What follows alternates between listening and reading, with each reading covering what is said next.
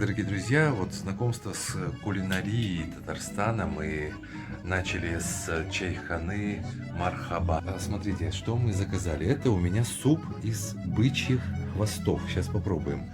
Это блюдо называется... Эчпач-мак с бульончиком. Не то, что запомнить, проговорить невозможно.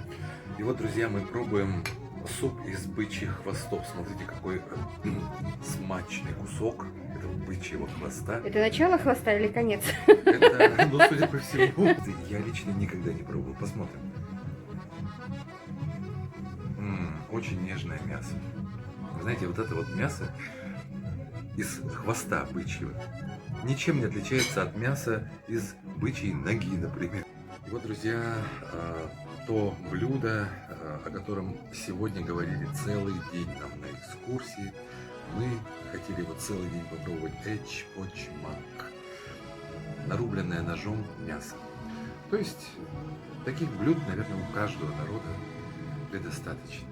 Но его нужно есть обязательно запивая бульоном. Но есть, кстати, и второй способ поедания вот этого вот эчпочмака.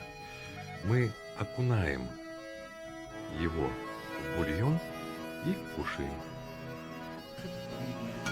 А это, друзья, традиционное восточное лакомство, десерт.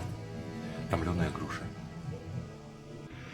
И в довершении, друзья, фирменный чай Мархаба на основе черного чая с розмарином, с лимонами, еще с чем-то.